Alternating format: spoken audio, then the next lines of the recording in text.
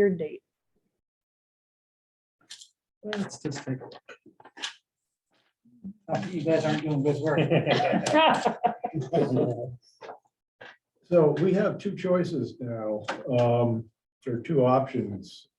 We can delay the start of the task force meeting. Monday, April. And So let that's this land use that one. thing finish up.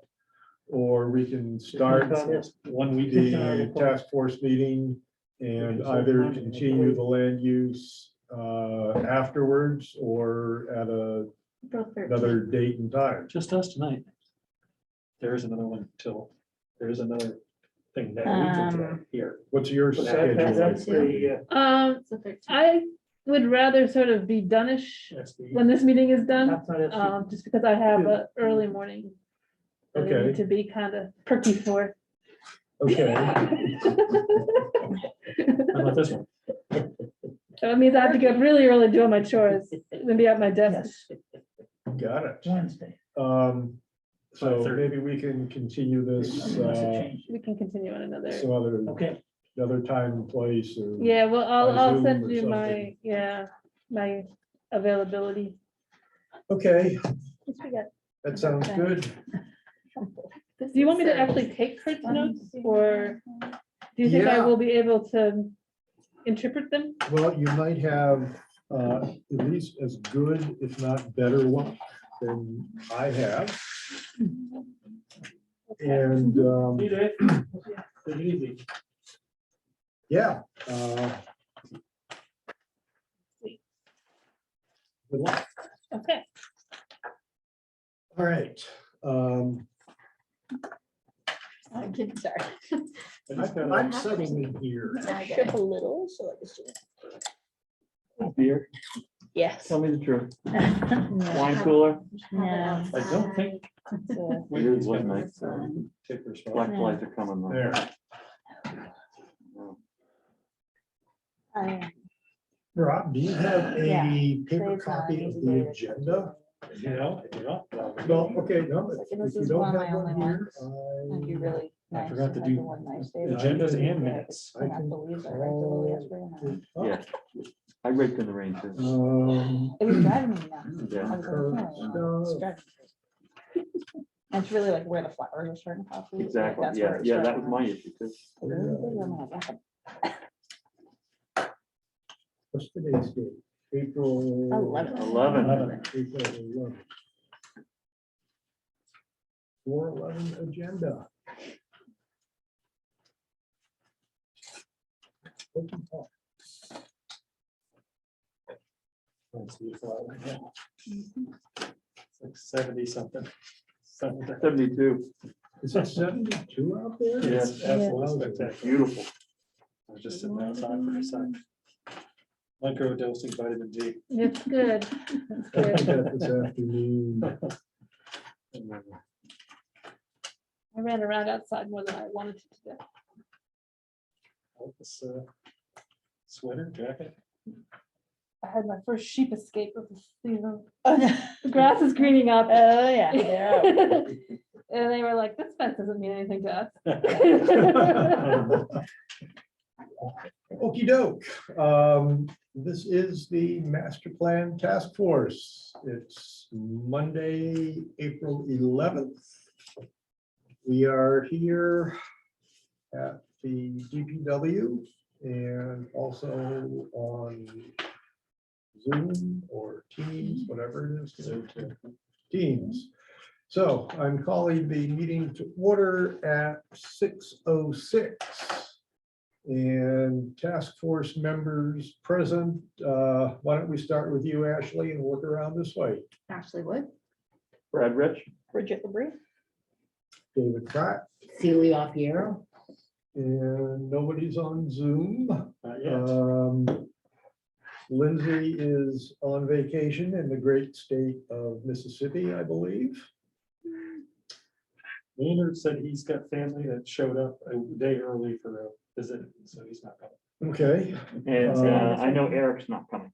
And How he's about also Phil? vacation. any work- I never heard from Phil. I just haven't assumed he Okay. didn't get it on with us or. Yeah, 5 is like a quorum, so we're good. Is Whitney taking minutes or? I will provide her with. You will provide her with the recording. Okay, that should work.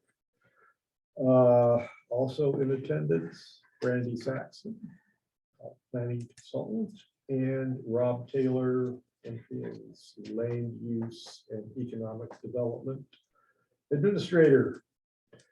First order of business is meeting minutes from 3:28. Does anyone have any questions, comments? I thought that I got postponed. didn't Is that right? see them. Did we so I'm postpone that? assuming they Yes, got that was the postponed. case of Whitney. She had a baby. I think I She had a promised her baby, what an excuse, huh? That's no excuse. we would double up at the next meeting. Okay, That works. new business.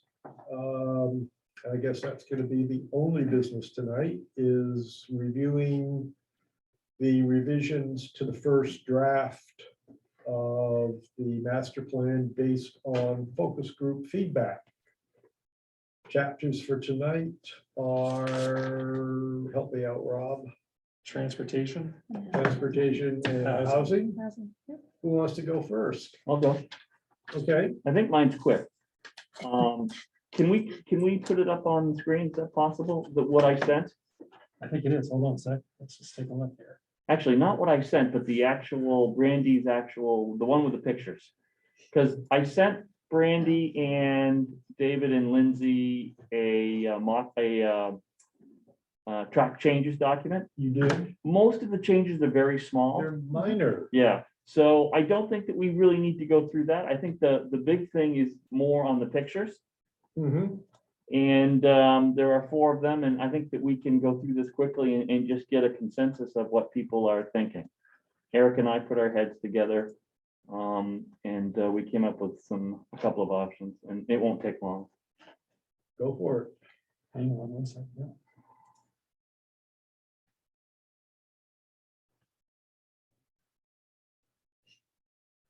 Now find it here. You don't want me to use the, Not the Word version. I want the actual PDF so we can see the pictures.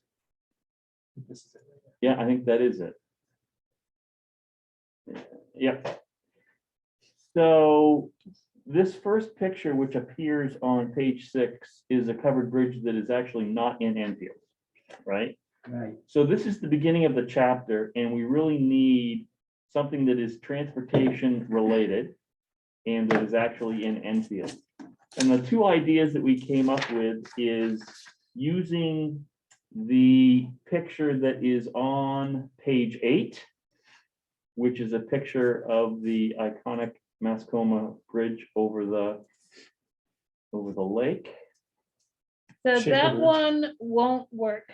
I can tell you from a technical perspective, just because of the layout of it Yeah. and the resolution of it. Not that we couldn't find a photo maybe of the bridge that would I'm work, but sure there's that one lots won't of work. photos of the bridge, right? Mhm. In the calendar file that.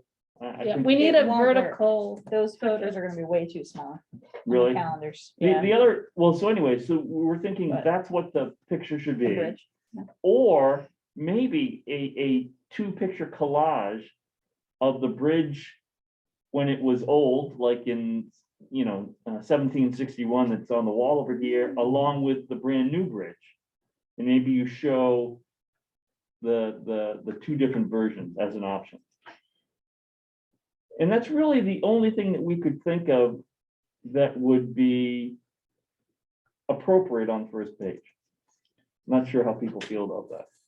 I thought I saw in your notes, a suggestion of a photo of the, Main and Maple intersection. Yeah, I put that, Eric didn't like that one. I actually like that one. Okay, so the I other put my vote on option that is one. Maple Street and, I'm with Eric. yeah. And the Jake's area. It's just, I mean, yes, it's probably our busiest intersection, right? That's what I thought. So, But- mhm. Go ahead. I was gonna say, I don't have a photo of it, but if we wait another month until we're past stick and mud season Mhm. and go out, I can go out and get a nice photo. Yeah. When I was things gonna say, I'm green up a happy little to bit. try to get some too. Yeah. Not right This is I not the mean, moment. Maybe not Yeah. now. That's what we want. It's gotta get Very green pretty. first, right? Yes, that's some Just, blossoms. just give it a month. Wait And, wait until Jake's rain garden blossoms. Right. Uh, And I'm thinking the only way to get them to you is on a USB where they'll stay big enough. yeah, Right. that works. I can send you, I have a Dropbox and you can, We'll stay. Okay. you can throw them into a Dropbox too, but yeah, I'm also fine with coming out. I've got a nice camera and taking some shots too, but I think that one, it would be a good one for the front cover. Want to take it at about 8 in the morning when traffic is backed up past. Yeah, no, Before that school actually is is not out. a bad idea to take it when there's, some substantial traffic. So we just have to do it before school lets out.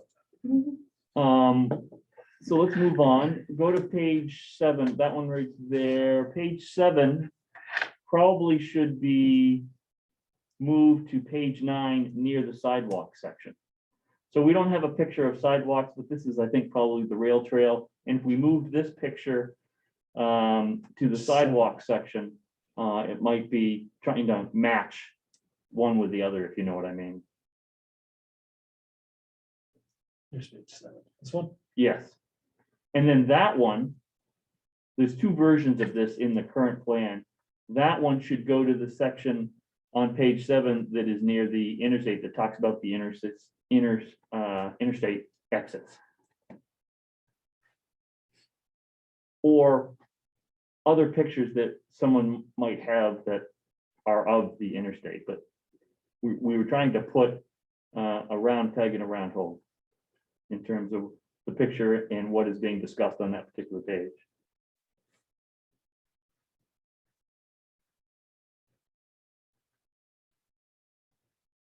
And if you would go to page 8, Rob, this is page 8, I think. okay. So, yeah, so we're moving that to page 6 or 7, I think. Bridge. So here, we're talking about, on page 8, we're talking about scenic roads. I'm sure that there's a picture of Oak Hill or Lock Haven or 4A during the foliage that we could use there. And again, it's trying to put a round peg in a round hole.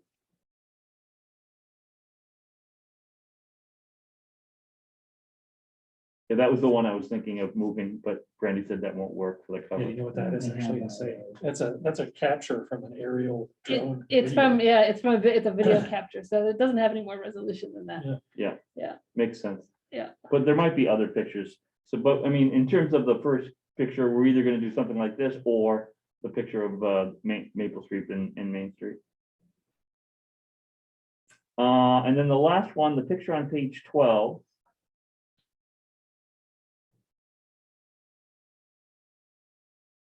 That's the interstate.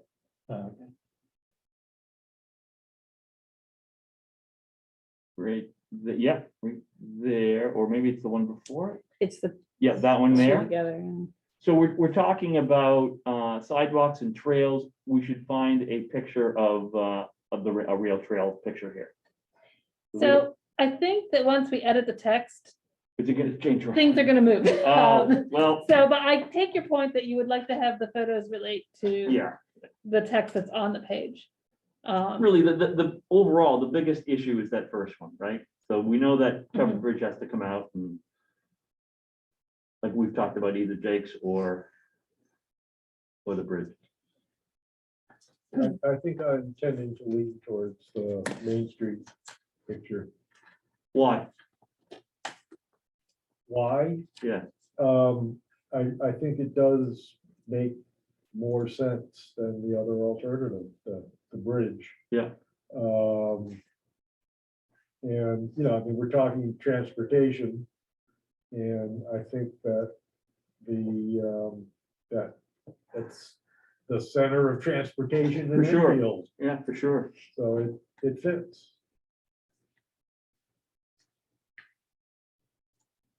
So that's really it. It was basically a picture discussion and Brandy and David and Lindsay and Rob have all of the other small changes. Couple of word changes and a sentence or two here and there, but I don't think that we need to.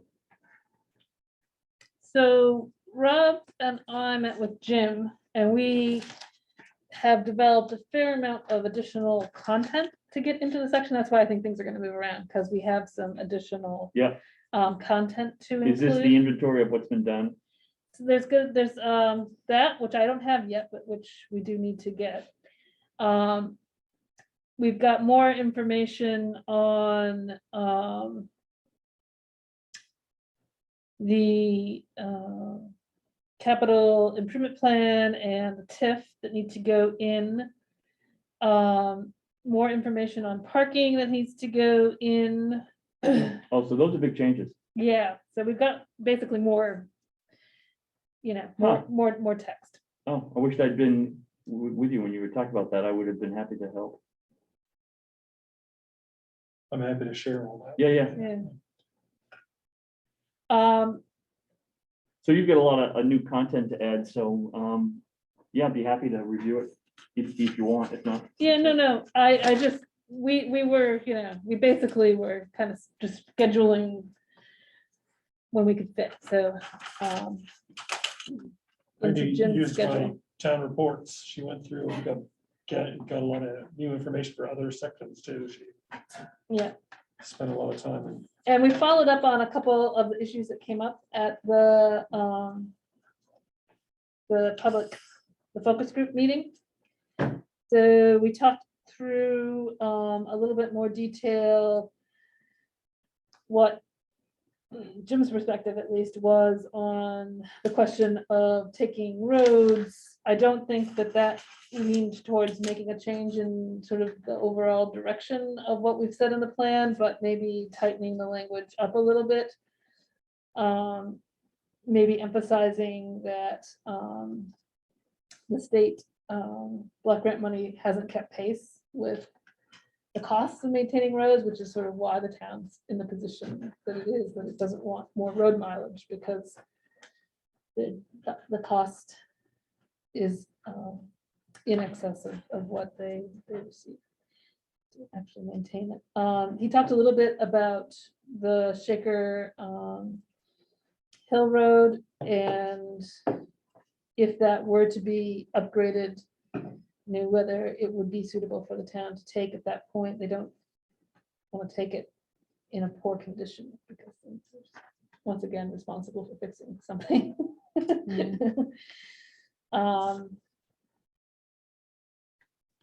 He did bring up an issue that we haven't mentioned in here, which is related to the class 6 roads. That Lebanon has been closing those roads on their side of the town or line, threatening to, yeah. or threatening to, and they would go to being trails.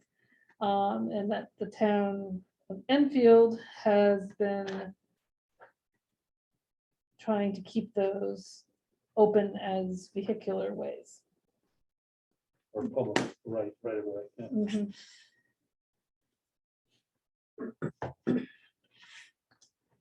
And then on the private road side, I've got some notes here. He did note that a lot of the problems with the private roads are around the lake where they're old roads, there aren't agreements, they don't meet any sort of standard for getting emergency equipment there. And those are actually where the headaches with the private roads are, not with sort of the more recent roads that have been done in subdivisions.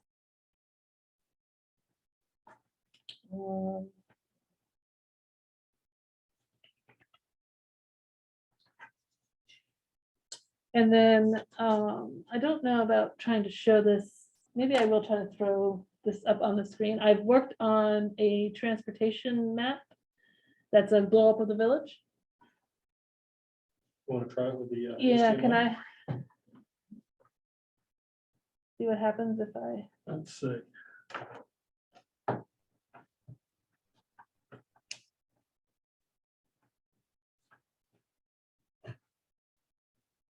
That's making my screen extremely tiny. Oh, it did it this time. It came back. There it goes. Oh, no, There it it goes. goes. There it is.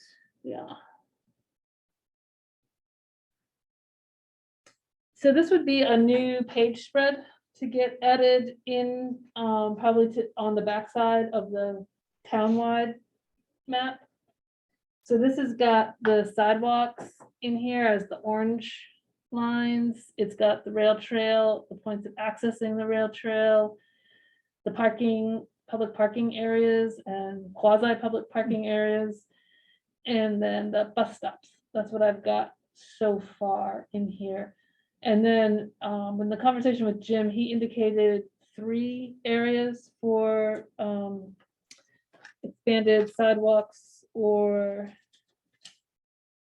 a pedestrian path area. So 2 in the village, the connection from Mascoma Bank through here along Main Street, and then along Maple Street from the corner up to the post office. So those are 2 short segments that are gaps right now. So we can identify those as to be filled gaps.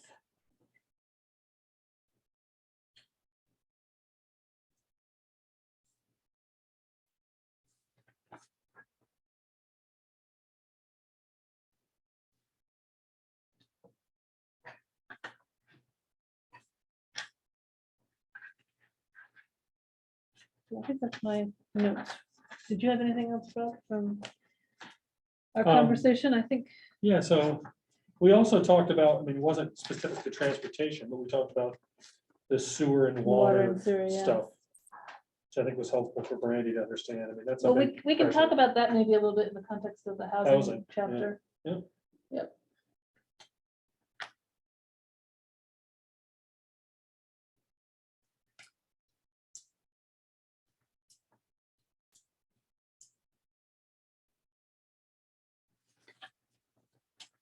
So I can take the stuff that you sent me, Brad, and integrate that in, and then this stuff, and then we'll have a new version for you to look at.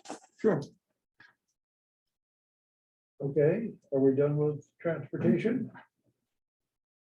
Move on to housing.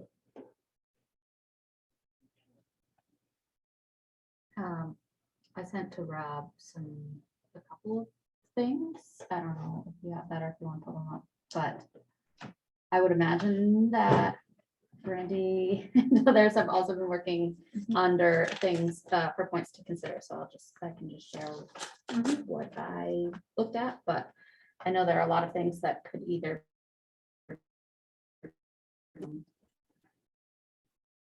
mostly I took a look at the explanation of affordability and where in there that might be able to be added. I think something that came up in the focus group was that affordability is at all income levels. And I did take a look at the Keys to the Valley website because they have a kind of a starting point for definitions of things, which can certainly be tweaked, but just so that affordability applies to all income levels and more broadly means meeting Enfield's households needs at a price they can afford. And then also working in a little bit more about workforce housing. So directly related to affordable housing is workforce housing, housing that's in close proximity to employment and affordable for workers in a wide range of professions that impact our community and economy. There were some really tiny, I felt, but things that got brought up in our focus group, like taking out the word high of high quality building and the recommendation. And then one that seemed to stand out to folks and get a bit of agreement is incorporating phrasing about private property rights. And so it certainly could go in other places, but Yeah, I think that when we talked about it at the meeting was kind of in the vision okay. statement, the guiding principles area. So we do need to return to that at some point too. But that's my sense of maybe where that sentiment can get knit into the whole. To the point around defining affordable housing and affordability. And I mentioned during the focus group that the new census data, the 2020 American Community Service data is now available. And I went and I looked at that, and your numbers jumped a lot. And in weird ways. So you had numbers that suggested that a really large percentage of renters were in unaffordable housing. That actually shrank. And then a much more significant percentage of homeowners without a mortgage ended up in this category. So they're sampling a really small number of people. And so it's a 5-year running indicator. So it's obvious that this year they would have caught in 2020, probably might have caught people who were unemployed due to the pandemic. They may have, just gotten a very different, like the one renter they talked to just might have been in a different, demographic situation or rent situation. I have a feeling that their set of renters is extremely small in terms of what their sampling rate is, and what renters make up such a small percentage of your overall resident population. So those numbers jumped pretty significantly between one set of data and the next. But what actually was probably more interesting is that almost everyone moved within the category. So they break it out by what percentage of your income you're spending on housing. And so it goes 30 to 50 and 50 or more. And so people jump from the 30 to 50 category to the 50 or more category. So the level of unaffordability basically went up pretty much for all the 3 categories, for people with a mortgage, without a mortgage, and for renters. So I did tweak the language a little bit in response to that, but it would be worth, I haven't completely looked at all of the other demographic data to see what the new data, this year's data, with the 2020 information does to it. It isn't unusual for a small community like Enfield for there to be pretty crazy year-to-year volatility in these numbers because of the small sample size. So, but yeah, so that will shift a bit. So it went, I have it written in here. So we've got 1 in 3, more than 1 in 3 spending 30%, but nearly 1 in 4 at 50% or more. So that number went up quite a bit.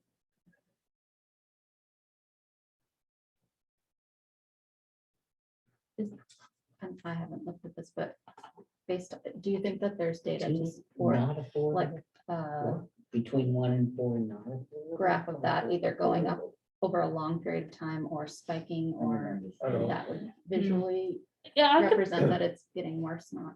yeah, I could look Could be at that. doing it that way, like pull the data points, since like 2010 on the annual basis and run it forward.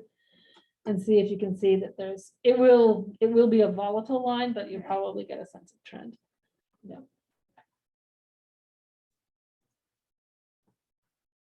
I did not honestly look at the infrastructure capacity and the housing cost of community services Yeah, part and zoning, because I wasn't sure where that fit in quite yet versus in land use or housing or future or now or yeah, so so I didn't quite go down that road. in the meeting with Jim, he did give us some information about the infrastructure.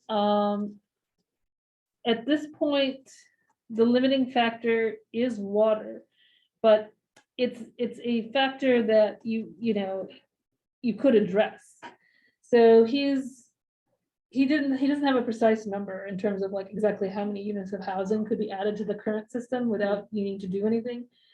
But I was like, well, is it a big number or a little, like, where are we here?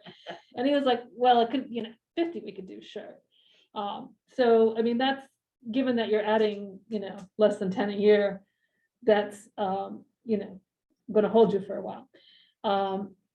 So, and then if you wanted to do more, it's a matter of basically hooking in, they have the well fields, there's a process for either working on the quality of the water that's coming from those wells and or adding another one. And then at some point, if you get up too much, you have to keep the amount of water stored in relation to the amount that's being used. So at some point you trigger a need to have more storage. But basically, those are just things that you would incrementally improve as hookups came along. And then in terms of sewer capacity, you've got lots. I think it's probably just the nice way of saying it. So the average use, you've got an allocation of 300,000 gallons per day. The average use is about 80, and the peak flow, he said last year was 146, and that's when there's a lot of meltwater or rainwater entering the system. And so if you work on getting the stormwater out of the system, you stay a lot closer to 80 for your flow. And so if you think of the difference between 300 and let's say 100, so you have 200,000 gallons there. If you were to hook up multifamily houses, that's a 1,000 houses that have units of multifamily housing. So you have a lot of sewer capacity before you would. Now you don't necessarily have the pumping capacity and things like that. That's another thing that you would have to incrementally move along, and make improvements as you need. But in terms of what you can send to Lebanon, that's not a constraint on housing development anytime soon.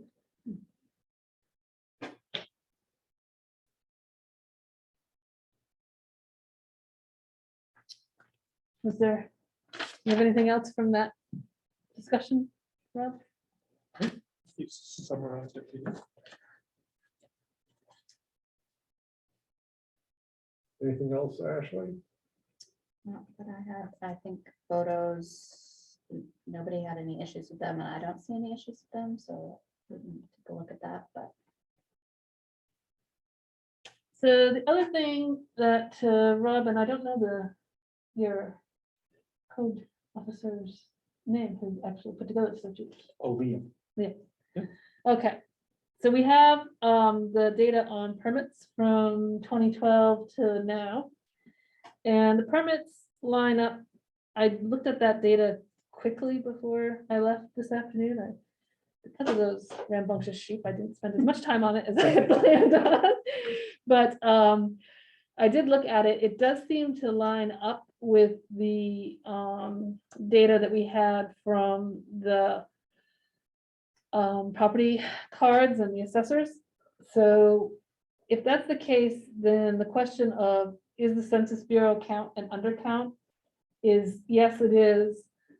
It might be undercounting like 80 units of housing, which in the big scheme of things, if you were to take you've added minus 40 housing units over the past 10 years and make that you've added plus 40 housing units, which is what that math would equal, you still would not be growing at a very fast rate. Yeah.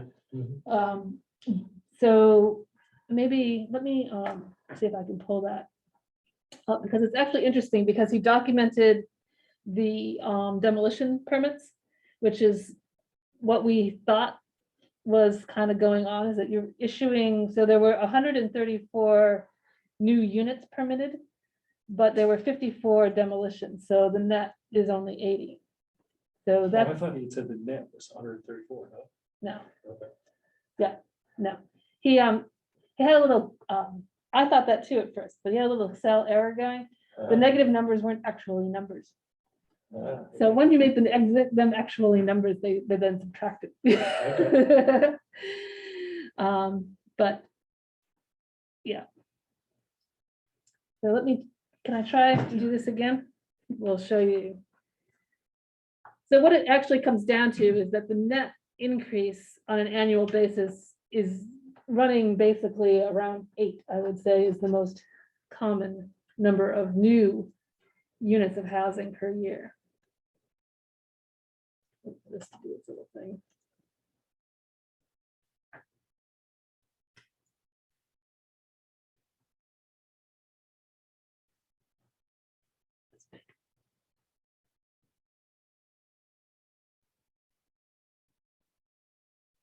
Okay, so that was the total change. Going on year by year from 2012, so there were 2 years, 2016 and 2020, when you had higher numbers, but I think it's averaging a nice 8 going along here. And then he's done a nice job of breaking these out. Let's- over here, we'll make this bigger.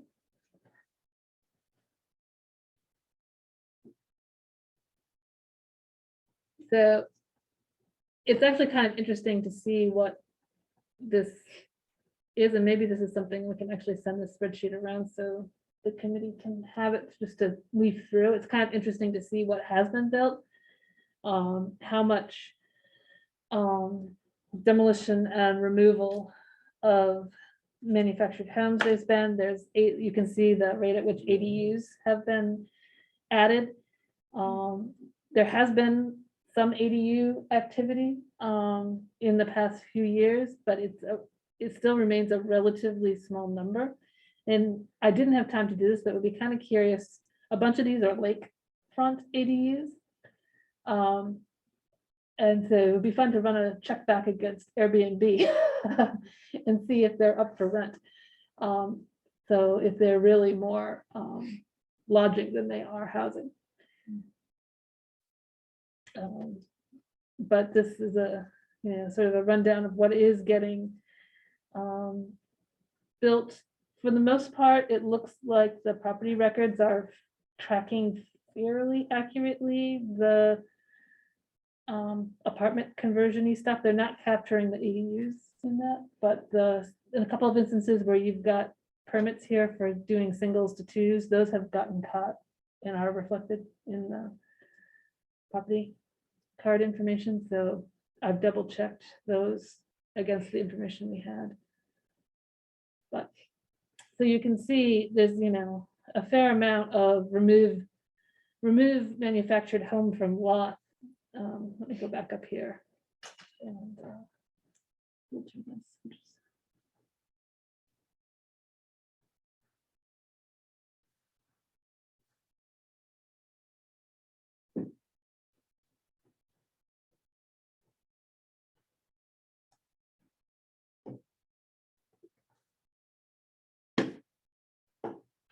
So what do we got here?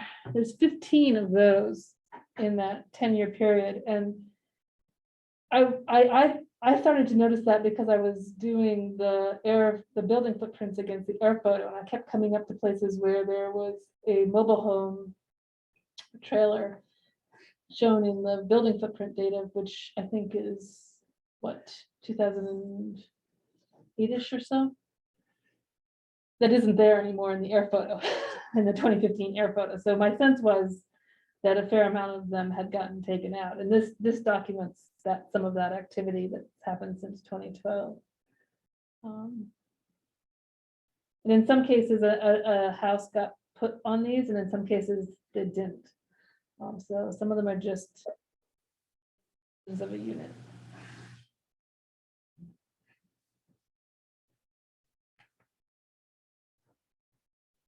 So that's where we are on the data side of things for housing.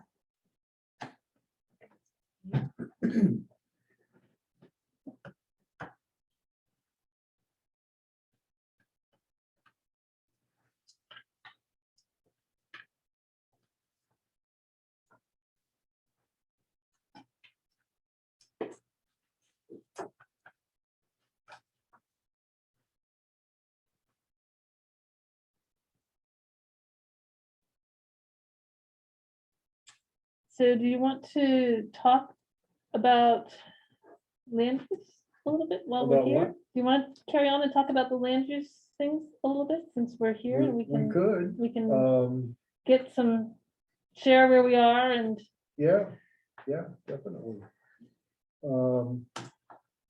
So let me find.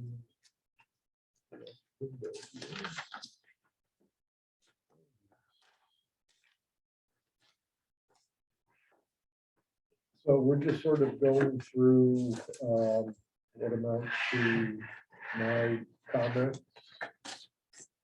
And if you guys don't want to hang out and listen to this, we can certainly consider the meeting ended. But there may be things where you want to chime in. So on page 32, we're talking about the natural resource inventory of 2005. And there probably should be a mention that it's been updated to 2021. I think we picked up on that one. Yeah, so we did do a little bit more research on that, just for this. I know we talked about this earlier, Yeah. but for the benefit of everyone else.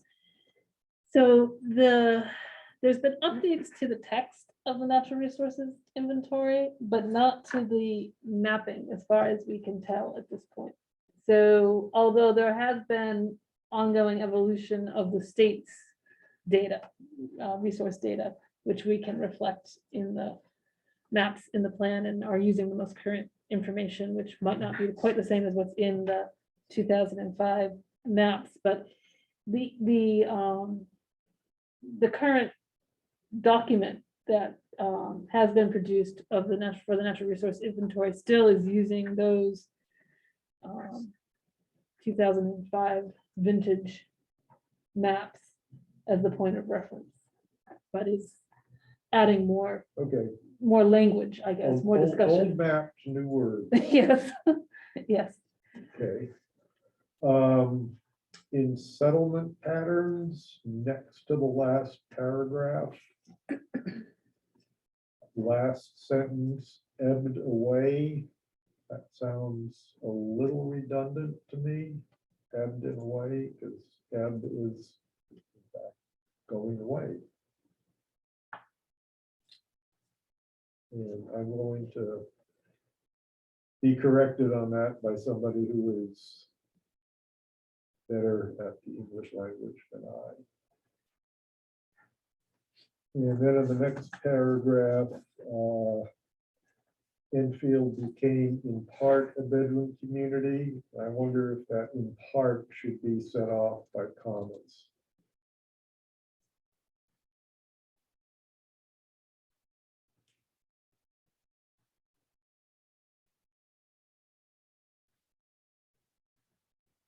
So that whole discussion about being a bedroom community did generate quite a bit of conversation during the focus groups. When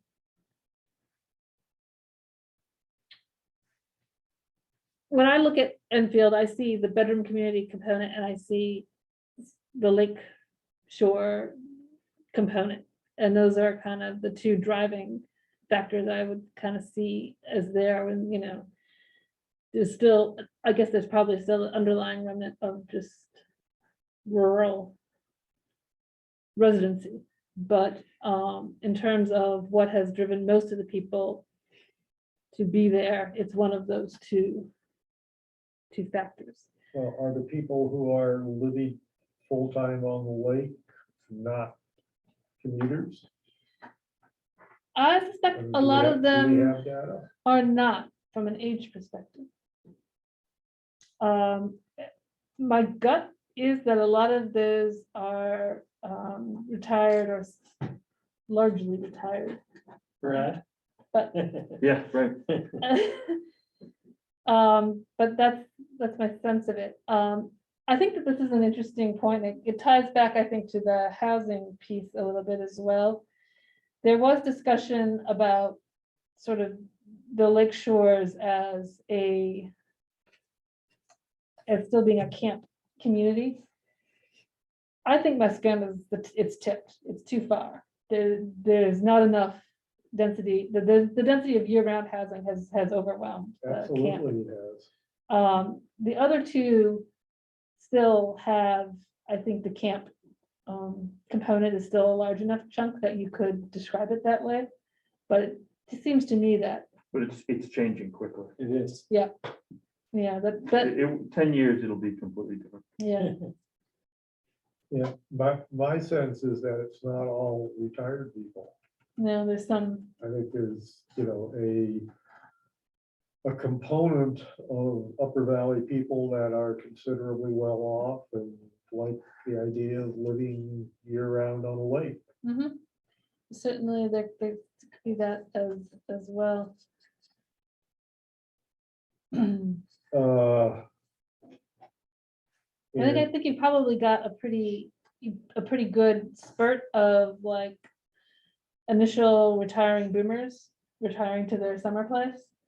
But that's probably gotten taken up into the sort of general housing demand as well. Yeah. Filtering in. Big changes from the pandemic too. You saw a lot of people, because they're working remote now, can move to their property. Yes, full time. Should we say something to the effect that this turnover of camps to full-time residences is not unique to Enfield? Is that something that's everybody knows or would be useful information? I'm asking it as a question.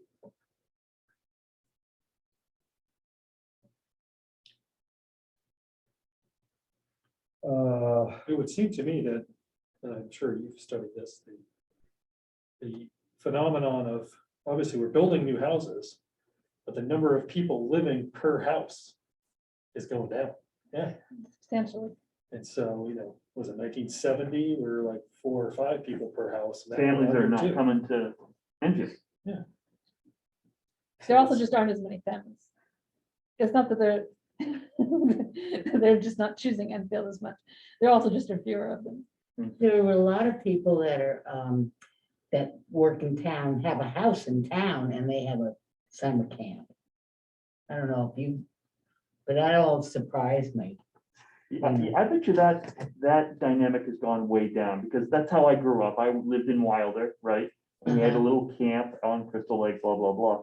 But I bet you that dynamic has changed. And I Yes. think you see an awful lot of out-of-state people coming in, you know this, Rob, Yeah. buying the camps and the homes on the lakes.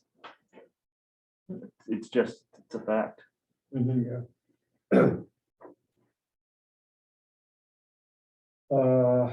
It reminds me, I have requested, but they haven't provided. We met with the school district, a couple weeks ago, town manager. And I had asked Amanda, well, actually, I'd asked the new business manager, which is kind of Rob, Robert, yeah. and he said he was gonna get us the enrollment stuff. Which I thought found was it online. Yeah, did. it's all online. It They is. put all their quarterlies online in their Yeah. packets. Their school Historic, board. though, we can find. You like- can, I Yeah, got, it's quarterly in the school board packets. You can find enrollment numbers. yeah, usually. the state puts up the reports back to, I think, maybe they were online to like 2008 or so. Okay. It was something in that range. And in fact, I have it on here. Your average daily enrollment had gone from being around 400 to being like 280-ish Wow, that's significant. in that period. Yeah. Yeah. So, And that, I mean, that peak, that 2008 wouldn't have been the peak.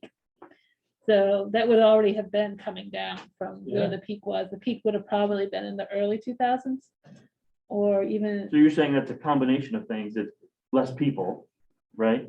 that's people with kids. yeah, let people with it's a generational issue. So you've got the baby boomers and their children, which I'm one, echo baby boom. Yep. And so we moved through the system. And then they were gone and we didn't have babies at anywhere near the rate or anywhere near as young. Yeah. And so the millennials apparently are having more babies.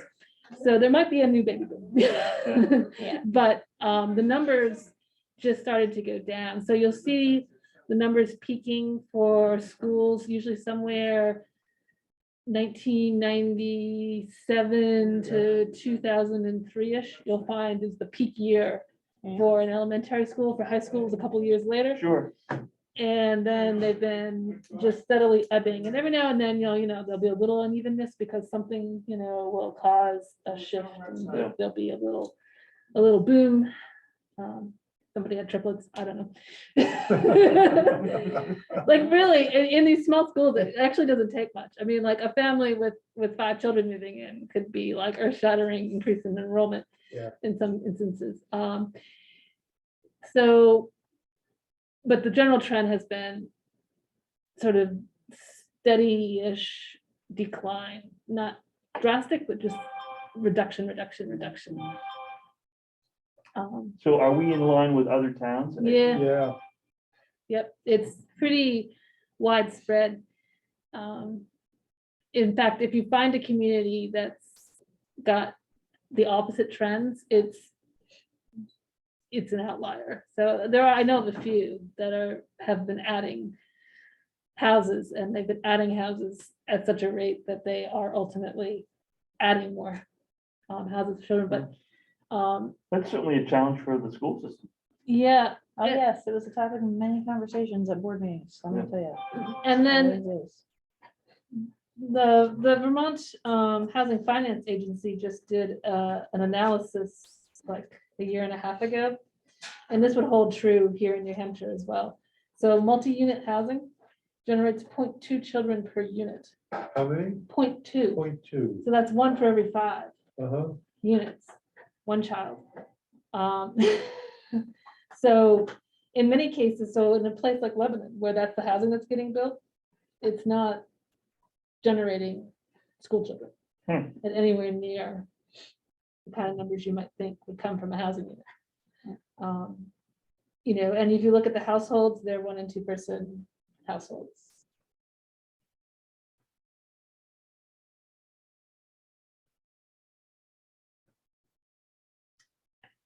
So continuing along, There's my demographic gloom and doom speech.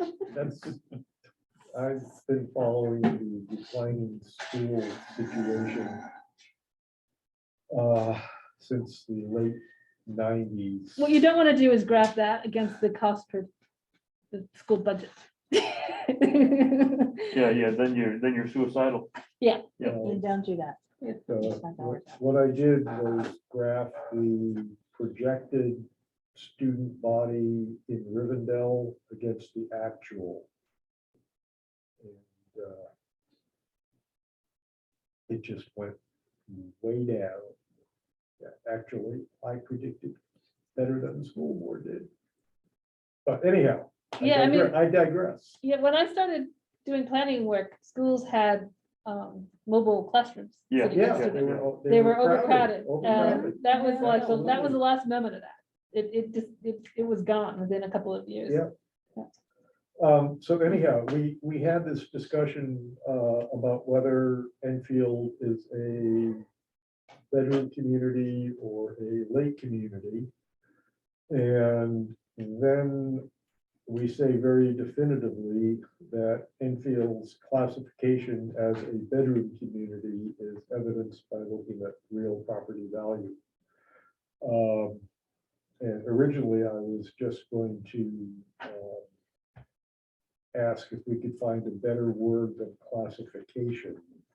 But since we've had this discussion, that there seems to be a inconsistency between what we've talked about, whether it's bedroom or lake, versus the statement that it is definitively a bedroom community. And I would have to go back and reread and refresh my memory as to how much of the discussion actually wound up in the text. Yeah, I think I can tell you why I use the word, and then we can decide whether we want to continue to use the word. Okay. If you were to, what defines a bedroom community is that the vast majority of working residents are commuting out. and that's true of you. So you are by definition a bedroom community. Okay, Now, is that the only thing you are? Probably not. But you definitely meet the definition. So classification would not be the right word, but okay, so maybe you can find a better word, maybe not. yeah. Let's say No- no drop the big deal. word. Well, so. But we just don't like it because we don't want to be one. We don't want to be categorized as one. We don't want to. No, be I guess I take exception to pigeonholing and classifying things because that's just the way I am. Because I feel like in a way, by definition, right, it runs in the same thing we were talking about with people saying, like, being happy about it called rural. Yeah, We are rural and we are a bedroom community, because I almost feel like it benefits us in a way. Because if we didn't want to be that, then what do we want to be? The next Leb, the next Wesley, like what, it kind of keeps us, we don't want those big things. We're happy with the kind of quiet, the pace.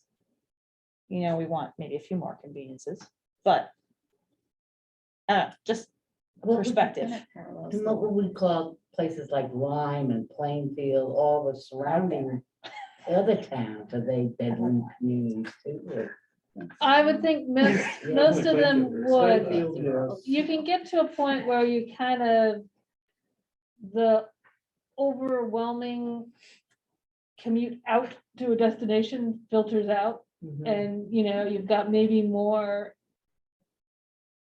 home occupation, more farm forestry work, things like that, where you might get out of that and get to sort of more of just a straight up rural classification. Mhm. But at this point, particularly, I would say the first ring in communities are definitely well and truly within that definition of, Yeah. you don't have a commercial base of your own Right. to speak of. And you have the vast majority of people commuting to work outside of town. Okay, so moving along to, I think it's page 50, first paragraph, first column. Mascoma Lake, due to the terrain and proximity of the railroad and highway to the water body. Maybe say rail bed or rail trail, since the railroad left, I don't know how many years ago. Rail bed is good.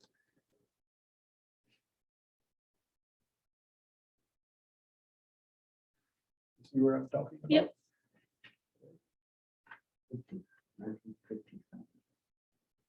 So the thing that interests me, and I don't know if we've got any more information that we can get in here, is those pieces of town property where you actually own the land, but you seem to have some sort of long-term lease to the owners of the buildings on those properties.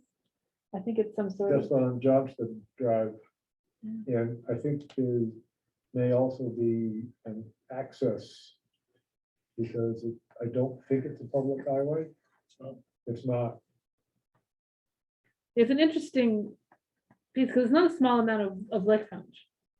It's not It's a- insignificant. It's a very nice. It's actually piece of growing too. lakefront. We just got the deed to a property last week. But I don't know what the arrangement and long-term, like, I can't tell what that is, what the long-term agreement is on that. But it's I'm- quite clear that you own the land. Yeah, I'm almost guessing that it's gonna be decided in the courts. Where is this? This is on Mascoma? Yeah. At the very western end of town. It's known as Courier's Landing. It's right on the Lebanon line. Got a little road that goes down in right on the Lebanon line off of Route 4. Yep. It's a beautiful piece of property. It's beautiful. It's And it's nice now- and flat. There's 4 lots that the town has come into possession of. So Wow. it's our next public beach. That's what we want, but Yeah, be interested to if see what the Yeah. town says. you look at the current land use map that's on page 40 and 41, you can actually see it. It shows up as blue land. Not just Is managed that to on Johnston get in the Drive? wrong Yeah. place. Yep, Towns and wait a long time. so it's right here at the town line. So, and there is, the road access is there, It's kind of a rough road, really rough. so making it public beach would, that would require. That would be the hardest thing, I think, is the access down to. Yeah, But you could come in on the rail trail. Well, by yeah, bicycle or Then you walk. need better parking in downtown, right? it's weird how this all comes back to lack of Yes. parking. So, yeah, Uh, Go with. Just above the picture on the middle column, resource and recreation. We talk about conservation, subdivision design, and cluster homes and preserves, open space should be required. I'm going to suggest adding wildlife habitat and corridors to sort of clarify some of that open space, or maybe say that it's not really open, it might be wooded. Or it's undeveloped space, not quite sure how you want to use it. yeah, open, in this sense, open space could be forest. Farmland. It doesn't have to be untreed. It has to be undeveloped. Yeah. Right. And again, I think the conservation committee people would appreciate the mention of trying to preserve, contiguous blocks of habitat and wildlife corridors. Yeah, this is actually one where a sort of dig down, either a link to something about subdivision design Yeah. or conservation subdivision design, or additional information would be good, I think. 'Cause it's a planning term, but it's not one that lots of people are gonna necessarily be familiar with. Okay.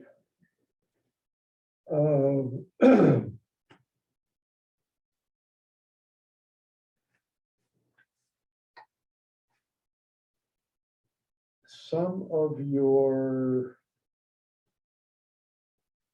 map notations on the bottom where you indicate Grantham and Plainfield. Sometimes I associate that in my mind with the graph or chart or whatever that's beneath it. Uh-huh. And I'm wondering if you can develop some sort of a graphic device that Yeah, will separate those. Maybe if we make the town names gray, That might work, that might work. yeah. Yeah. That concludes my rundown.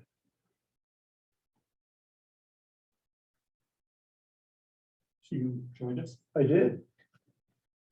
Kurt, just FYI, we've discussed a lot of your notes that you gave me, Okay, and I've given that entire packet to Brandy to Okay. go over in detail. yeah, I apologize, I had 7 PM start time, I don't know where I got it from. You're thinking planning board. We started I mean, I six. thought I read it right, I did find, you're right, it was on the website, it said 7, it did say, but just for this one, all the other ones say 6, I don't know how that got okay, messed up. okay, Sorry so, about that. Well, what are we doing here at 6 then? Yeah. It's the last hour, doesn't count, right? It's an illegal, unwarned, improperly warned I'm probably meeting. the only one that even paid attention, so. Uh, anyhow, based on what you've heard in the last 12 minutes or Yeah. so, Yeah, Yeah. I will open it up to public comment. okay. Basically, reason I came, because I watched the video of your last meeting. I think it was the last one, and I saw you were asking about some of my comments, and, I was just writing notes to myself, really, on a lot of those, so I wasn't able to fully explain my thought process. So I figured I would show up tonight, and if you had further questions for me to sort of, what was I thinking? I could help clarify. So rather than spend the time going over that, maybe if Brandy has questions, she could reach out to you directly. Would that be the best way of doing it? I can do that. Right. Rob, can you get Kurt's contact info to Brandy? Absolutely. Okay. Anything else, Kurt? Well, that was basically it. I sent out for the planning boards, I think the latest drafts, prior to tonight's. Yeah, I'm gonna talk about changes. that next, actually. Yeah,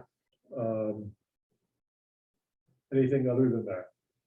I mean, I was just using those to make little notes of myself for things that I think would be helpful for.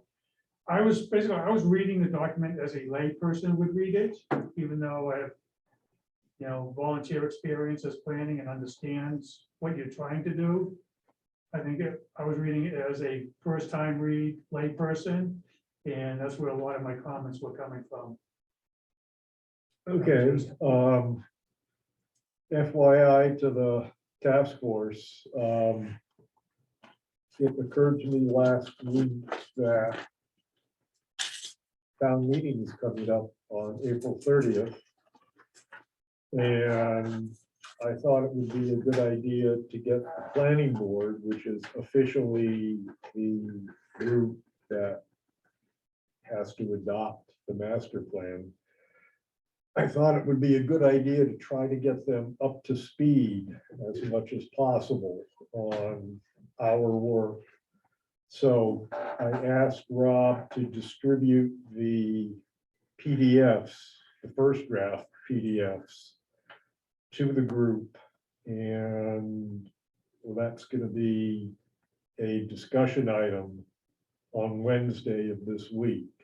And I fully understand that we're going to be out of sync here, but I did want the planning board to be up to speed at town meeting, or at least as close to up to speed as possible.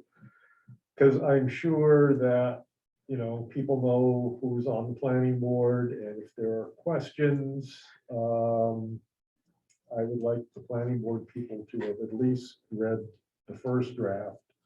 And hopefully, as fast as Brandy can turn revisions around, we'll get them into the hands of the planning board, and don't consider that a pressure, Brandy. No, Rob and I talked about whether, he asked whether I wanted to make new versions. I actually thought it was better to send out the ones that we were already taking comment on, Yeah. just so that there's not multiple Yeah. versions floating around out there, and then, we have another updated version, and, we've obviously, there'll be some new additions and some changes, but, I don't think there's gonna be radical change in direction necessarily, but we're no. not talking about that, so we're really refining, so I thought that was the most effective way to advance that and get the You planning made the board right looking at. choice. Huh? You made the right choice. Okay, So that's. version control. Rob, we have That- somebody that's in where the we are. Teams waiting on, We do? apparently. But I can tell him to just leave. I'm not using Teams, I'm using Zoom. Oh, he probably went with whatever was on I line, think I used, but I don't know why. I'll just tell him it's not. hold on. You're basically done. Don't worry about it. Do I have a Teams login on?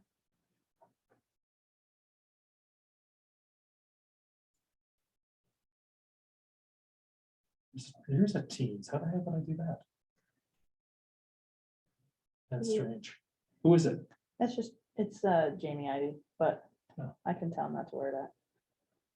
I think we're wrapping up, so it's a little pointless now. Yeah, I think maybe your meeting notice that like merged with another meeting notice, like from the Yeah. formatting of it, right? So now you got all Yeah, messed up. some That weird- Messed up for Kurt, Yeah, messed up for Jeannie. Hey, might have saw the 7 PM start time.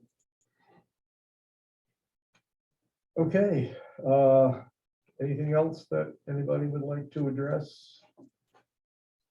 That's vaguely related to the master plan. Somebody like to make a motion to adjourn? I'll make a motion to adjourn. Do I hear a second? I'll second. All in favor? Hi. Aye. Unanimous. We are adjourned at 12. Thursday. Yeah, 7:12. That clock is right. Thank you, everybody. Thank you.